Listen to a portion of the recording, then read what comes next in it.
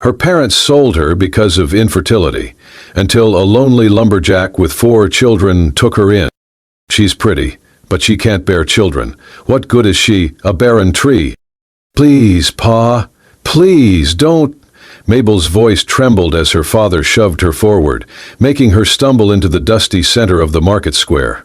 Men laughed, women whispered, children watched, wide-eyed from behind apron skirts. The spring wind carried the stench of manure and smoke, but nothing stung more than the shame in Mabel's chest. Her father, once a respected cattle broker, now a bitter man chasing debt, turned to the crowd. "Half the price of a steer, folks. She can cook, sew, and keep quiet. Anyone with enough coin can take her home tonight." Mabel's cheeks burned, not just from the sun, but from memories of her wedding dress being torn from her, of being dragged out of her husband's house like a thief. She had spent 2 years trying to conceive, praying nightly, swallowing every bitter herb the midwife gave her. Nothing. And then, just like that, her husband took another wife. A younger girl, loud and cunning, who kissed her mother-in-law's hand and declared she'd bear 5 sons, if the Lord allowed. Mabel wasn't even allowed to stay until sunset. They threw her out, the same day the new girl arrived. Now here she stood, dust on her hem, bruises on her pride, and nowhere to go. "Anyone?" her father barked. "She's 22, still has her teeth, just faulty inside." There was a silence, long and ugly. Then the crowd parted. Footsteps. Heavy, slow, purposeful. A man stepped forward, tall and broad-shouldered, his shirt stained with sap and sawdust. His hat shadowed most of his face, but his jaw was strong, his hands rough from work, and his eyes, when he looked up, were not cruel, just tired. Silas didn't speak. He reached into the folds of his coat and pulled out a leather pouch. The coins clinked as they hit the table. No bartering, no question, just enough to silence the jeers. Mabel's father raised an eyebrow. "You sure she don't come with the refund?" Silas looked at Mabel for one long moment, then turned back to her father. "She won't be judged anymore." That was all he said. Then he turned and walked away, without glancing to see if she followed. Mabel stood frozen, hands trembling. Was this really better? Was this mercy, or just another prison? The crowd was already losing interest, drifting away. Her father gave her a shove. "Go on then. You're his now." She picked up her satchel, barely anything in it but a pair of old shoes and a locket with her mother's face inside, and followed the man into the dust. Silas had a mule-drawn cart tied outside the blacksmith's. He didn't help her up, just waited. When she finally climbed in, he handed her a canteen. Long ride. She drank. The water tasted of tin and silence. They traveled in near quiet. The prairie stretching on either side, fields of dry grass, fences leaning like old men, and sky that went on forever. Mabel glanced sideways at him more than once. His face was weathered but not old, maybe 30, maybe younger. There was no wedding ring on his hand, just a nick on the knuckle and a splinter stuck in his thumb. "Why?" she finally whispered. "Why'd you take me?" He didn't look at her. "4 kids," he said flatly. "No mother, no time to find one the polite way." Mabel's breath caught. "So, I'm a governess?" "No, just someone not cruel. That's enough." The cart rocked as they crossed a creek bed. Her heart beat in her ears. That night they arrived at a cabin nestled in a grove of pine and cottonwood. The front porch sagged. A wagon wheel leaned against the barn. Chickens scattered as they pulled in. 4 children peeked from behind a curtain, 3 boys, 1 girl, all with red cheeks and wide, suspicious eyes. "This is Ms. Mabel," Silas told them. "She'll be staying." The youngest boy, barely 3, toddled over and wrapped his arms around Silas's leg. Silas picked him up with one hand and opened the door with the other. "Room upstairs," he said to Mabel. "Warm water's in the bucket." She climbed the stairs, her legs shaking. The bed was small but clean. A single window overlooked the field. She sat on the edge and wept, soft and without sound. She had not chosen this. But for the first time in weeks, no one asked her why she was broken, and no one demanded she be anything else. Silas's cabin stood quiet at the edge of the pine woods, like it had always been there, grown from bark and time.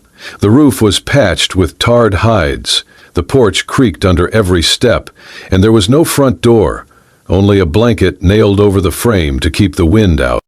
Inside, the air smelled of pine resin, old bread, and children's socks. The 4 little ones weren't saints. They were wild like pups, quick to scatter, slow to trust. The oldest boy, Josiah, tested Mabel with narrowed eyes. The second, Eli, was louder, always hungry. The girl, Hannah, clung to her father's pant leg like a burr. And the youngest, Benji, could not say her name yet, but followed her shadow like it was safer than his own. Mabel started slowly. She boiled water on the wood stove, burned the first pot of beans, and cried when the bread didn't rise. She stitched socks with fingers that hadn't held a needle in weeks. She did not speak much. Her voice was too fragile still. One afternoon, while trying to lift a pot of stew, she slipped and sent the whole thing crashing to the floor. The sound startled the hens outside. The children froze. Mabel stared at the mess in horror, sure that a slap or scream would follow. But Silas only walked over, squatted down, picked up the pot and said, "It's only stew." That was all. No anger, no disappointment. That night she sat outside on the porch, trying not to cry again. She failed. Later she tucked the children in. Her hands shook a little as she pulled the quilt over Benji's chest. He coughed. Hannah whimpered and clung to her again. She tried humming an old lullaby, her voice unsure, trembling like the wick of a dying candle. And then a storm came. The wind howled, trees leaned, and the girl, Hannah, burned up with fever.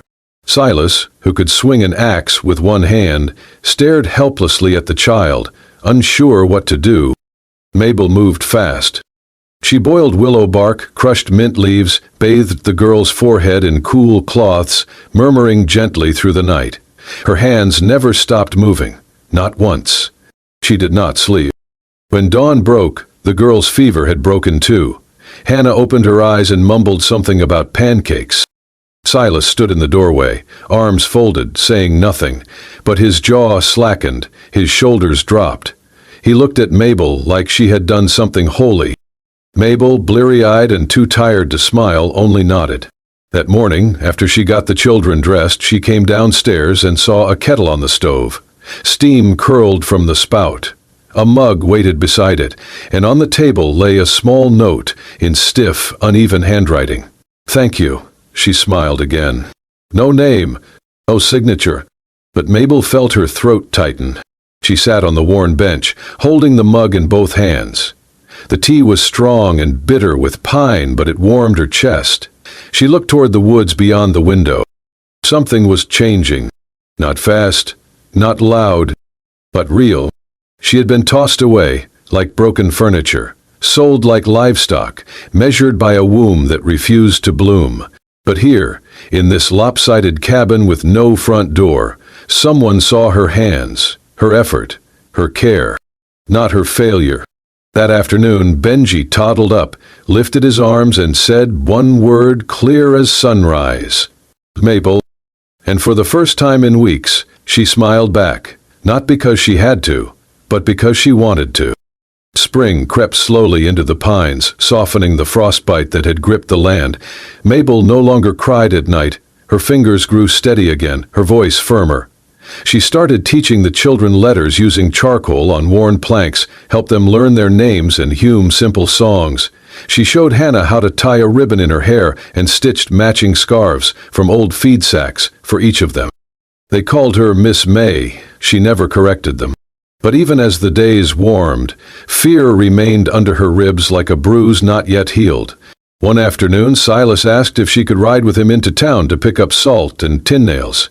He said nothing more, just tossed her the reins like she belonged. At the general store, Mabel stepped out while Silas waited in line for supplies. The air was thick with gossip as usual. And then a voice, sharp and cruel, cut through the clatter. "Well, if it ain't the barren ghost herself." Mabel turned slowly. Her mother-in-law stood in front of the dry goods stand, fanning herself with a folded newspaper. Next to her was the new wife, young, smug, wearing lace gloves and touching her belly in a gesture too practiced. "That's her?" the girl asked, loud enough for half the market to hear. "Yes," the older woman sneered. "Pretty but cursed. Could not give us even a squalling pup." "I will," the girl said, chin high. "A big healthy boy. And he will carry the family name, not like her, useless as a cracked jar." Mabel's hands balled into fists at her sides. She did not speak. Her throat was thick with everything she would not give them. The tears, the pain, the shame. She turned to walk away. Then a hand touched her shoulder. Silas. He had stepped out from the shade of the store, dirt still clinging to his boots, eyes like storm clouds. He looked at the two women without blinking, then turned to Mabel, his voice even and low. "She is the only one who can get my daughter to sleep," he said. "The only one who taught Benji not to throw stones. The only one who makes our house feel like it has a roof." Neither woman responded. They just stared. Then Silas led Mabel away, no more words wasted. Mabel sat quiet the whole wagon ride back. That night, when the children were asleep, she made a little wreath from the wild asters that bloomed near the well. She did not know why. She just needed to make something soft with her own hands again. Weeks passed. Then the whispers began. The new wife, so proud and fertile, still had no child. Her belly stayed flat. Her voice grew sharper. She refused to go to church. Whispers turned to rumors. She had taken up with a mail writer from the post station. Desperation drove her to a dangerous plan. Fake a pregnancy by any means. But truth has a smell, and it clings. Her husband found out. The news spread like fire. He kicked her out, tore down the nursery curtains, cursed the lies. He aged a decade in days. Then, one morning, Mabel was in town buying flour when he appeared. Her ex-husband. He looked worn and wrinkled, hat crushed in his hands, shame on every line of his face. "Mabel," he said, soft and broken. "I was wrong. I see it now. You are the only woman who ever truly cared for me. The only one who—" She raised her hand. "I remember the day you let your mother spit on me. The day you threw me out like a spoiled meal because my body could not do what yours could not either." "Huh." He swallowed, eyes darting. "I was a fool." Mabel stepped forward, voice steady. "I have 4 children who hug me when I wake up. I have a man who never asks what I cannot give, only what I want to share. My house is full of warmth, of laughter, of peace." She paused. "And I would rather sweep ashes for Silas than sit in your parlor like a porcelain trophy." He opened his mouth but said nothing. She turned and walked away. From across the street, Silas stood holding a sack of rice. He had seen it all, heard it all. His face held no pride, only something deeper. Gratitude and love, not born of pity, but of choice. Chosen not once, but every day. The sky was streaked with ash and orange, a tired dusk settling over the valley when Mabel stepped out to the well. She had forgotten to fetch water for the morning. The children were asleep. The night was quiet. She did not notice the man at first, Jed, the trapper from down the ridge, half drunk as usual, leaning on the fence post that bordered their property. "Well, look who it is," he slurred. "The pretty little mule Silas dragged home from the market. Thought you were barren, but heard you been raising kids just fine." Mabel stiffened. "It is late, Jed. You should head home." He chuckled. "Just wanted a look. Silas keeps you locked up tighter than a coin purse." She turned to leave, but he moved fast, too fast. His hand closed around her wrist, rough, unwashed, the grip tighter than necessary. "Come on now," he breathed, reeking of sweat and whiskey. "You owe us all a little smile after all that gossip." Before she could scream, before she could wrench free, a shadow moved like thunder from the barn. Silas.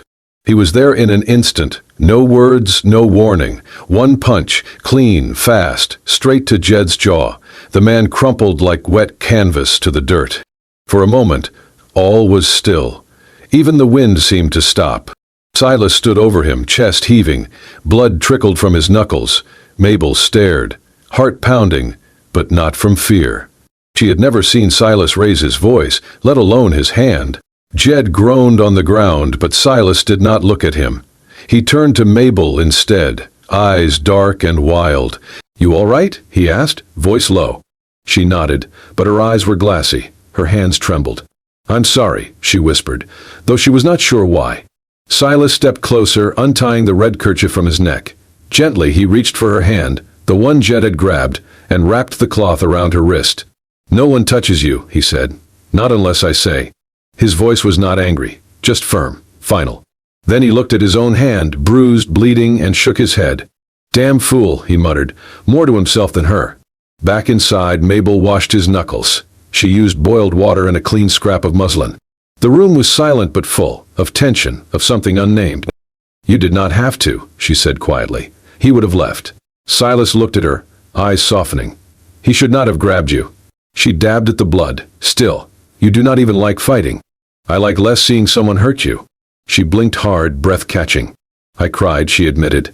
"But not because I was scared. Because no one's ever stood up for me like that." He said nothing. Just looked at her like she was something delicate but not breakable. Something worth defending. When she finished, she sat back. He flexed his fingers. "Thank you," she said. Silas shrugged. "I reckon I do not want a world where folks like him think they can talk to you that way." She smiled, small and grateful. Her wrist still ached, but her heart, for the first time in years, felt held. Outside, the stars were sharp and bright. Inside, a man who never raised his voice had finally raised his hand for her. And she, a woman always told she was too little to matter, had been shielded like something precious. It was not love yet, but it was the shape love might take. It was a morning lined with frost, the kind that clung to fence posts and left breath visible. Mabel was kneading dough in the kitchen when the scream rang out across the yard, sharp, high, and unmistakably one of the children. She dropped the bowl, flour flying into the air like snow, and ran barefoot across the packed dirt. Silas's youngest son, Caleb, was crumpled near the woodpile. His leg was twisted awkwardly beneath him, the axe lying nearby, its edge streaked with red. "Oh God," she whispered, dropping to her knees. Silas was already there, his face tight, arm steady as he lifted the boy gently. "Go boil water," he said, voice calm but urgent. "Bring the bandages from the pantry." She ran, her heart hammering, her hands clumsy with haste. When she returned, Silas had laid the boy on the kitchen table, his pants cut open at the thigh. Blood welled from a long, ragged gash. Mabel's hands shook as she pressed the cloth to the wound. Caleb cried out, his face pale. "I know, baby," she whispered, voice cracking. "I know it hurts. Just hold on." Her tears dripped onto the boy's leg as she worked. Her fingers smeared red as she cleaned, wrapped, tied. She prayed with every knot, every whisper. Then, a tiny voice through clenched teeth, "Don't cry, Mama." She froze. The word lingered in the warm, damp air, "Mama." Caleb blinked at her, lips trembling. "You make the best biscuits. You sing soft like my real mama used to." Mabel cupped his cheek with a trembling hand, the tears falling freely now. Later, when the boy was resting, his leg elevated, the other children gathered near the fire. One brought her a blanket. Another offered her a carved toy horse. "Papa said you're staying," said the middle child, a freckled girl with a serious brow. "Does that mean you're our mama now?" Mabel could not speak. She only nodded, and they did not need more. From that night on, they called her Mama without prompting. It was not loud, not ceremonious. Just real. A name formed by love, not birth. Silas watched it all in silence. He saw the way she held their hands when they were afraid of the dark, the way she braided hair with care, the way her eyes softened when one of them whispered her name. That night, after the house had gone still, Silas stepped out onto the porch where she sat alone under the stars. He stood there a long time before speaking. "I ain't ever been a good talker, you know that." She looked up. "You say enough." He nodded. "When I put money down at that market, I thought I was giving you a way out. But I never thought I had a right to keep you." Mabel turned, heart thudding. "I figured you'd leave once you had your footing," he continued. "And if that's what you want, I won't stop you. I won't hold you to what started as a sale." She stared at him, every muscle in her body trembling, not from fear, but from something deeper, older, more tender. "I used to think love meant being chosen at first sight," she said softly. "But I've learned something better, being chosen again. After people see who you really are." Silas's jaw tightened.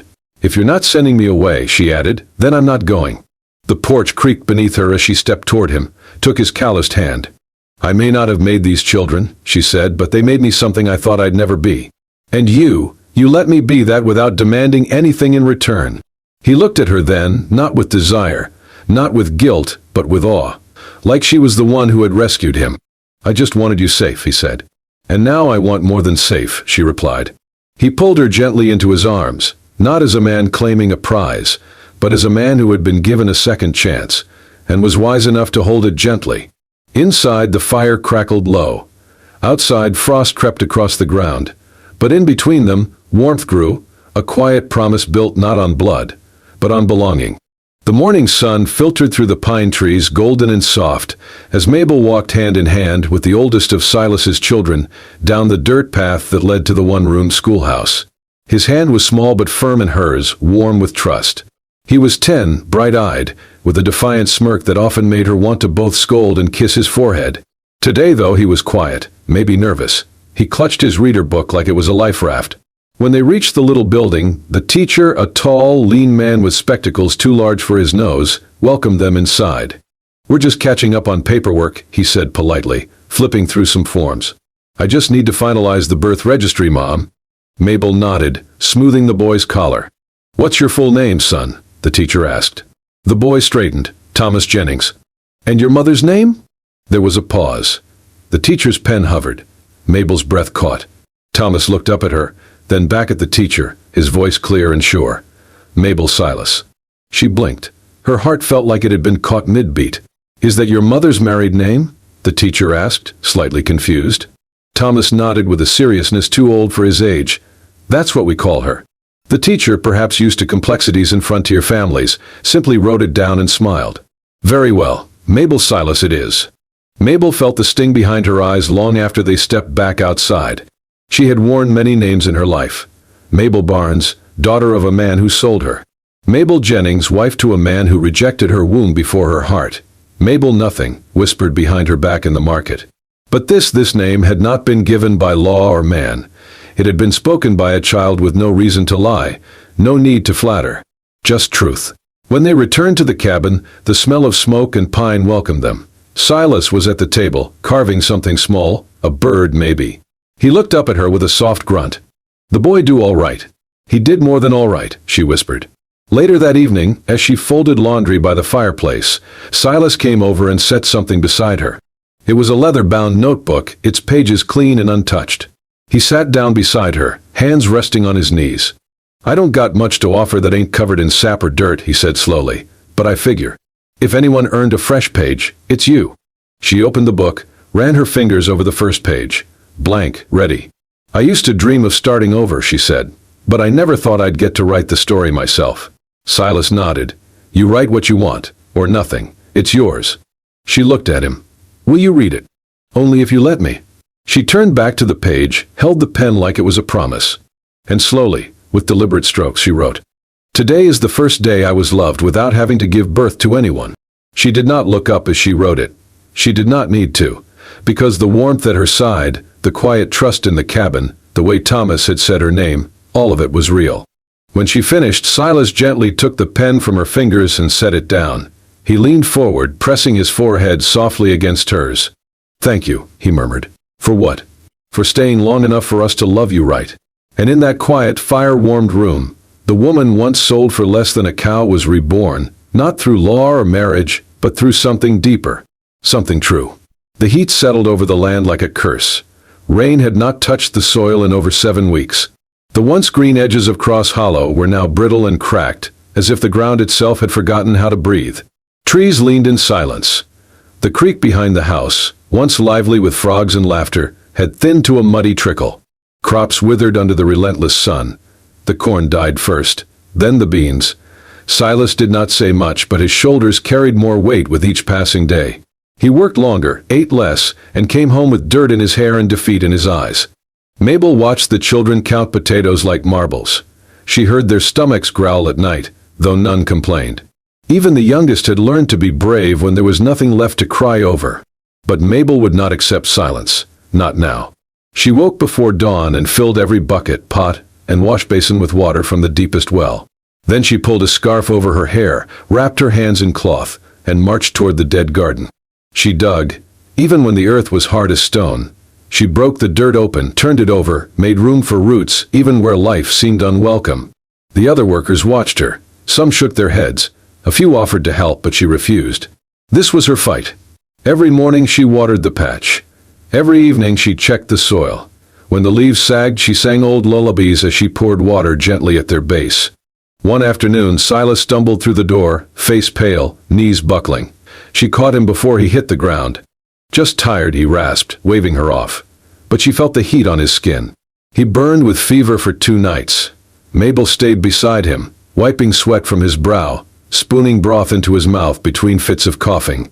She spoke softly, stories of green hills and warm bread, though her voice trembled with fear. One night, as the wind howled like a ghost against the shutters, Silas turned in his sleep. His hand reached out blindly, and he muttered, "Mabel, do not leave me, not you too." Her breath caught. She leaned down, lips brushing his temple. "I am not going anywhere," she whispered. "Not when I am needed. And here, I am needed." The fever broke by dawn. When he opened his eyes, she was there, hair undone, dirt smudged on her cheek, hands rough from the hoe, but warm as ever. "You look like hell," he croaked. She laughed. "You should see yourself." Outside, the garden was not dead. Not yet. Tiny green shoots had started pushing through, reaching for life. A week later, one of the boys ran in shouting, "May, there's a tomato." Mabel ran out. There it was, red and stubborn, clinging to a vine as if defying the sun itself. Silas followed slowly. He stood beside her, staring at that single fruit. "How?" he asked, voice raw. She looked at him. "You taught me not everything worth keeping comes easy." He glanced down at her blistered hands. Then, without a word, he bent and kissed each knuckle, soft as rain. That night, they shared the tomato between 6 people. It was cut into slivers thinner than coin, but everyone swore it was the best thing they had ever tasted. Later, as the fire crackled low, and the children slept in tangled piles on the floor, Silas reached for her hand. "I do not have much left to give," he said. "The land is failing. My strength fades. All I have is this place, these kids, and you." She turned to him, her smile gentle. "Then that is more than enough. Because before you, I had a name no one wanted to say. Now I have a garden that remembers my hands, children who call me home, and a man who asks me to stay, even in drought." Silas kissed her knuckles again. "You never needed rain to grow something beautiful."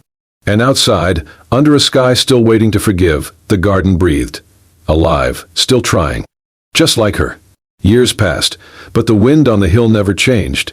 It still carried the scent of dry earth, of pine needles baking in the sun, and the faint, stubborn sweetness of mustard greens growing against all odds. Mabel's garden, once a handful of seeds on cracked soil, now stretched wide behind the house. It was not grand or orderly. It bent with the wind, grew in crooked lines, spilled over the rocks and into the path. But it was alive. It was hers. And every morning Silas stood on the porch, hands behind his back, watching her tend it. He never spoke while she worked. He just stood there, quiet as always, as if watching proof that miracles did not need loud voices to bloom. Then one spring, the men came.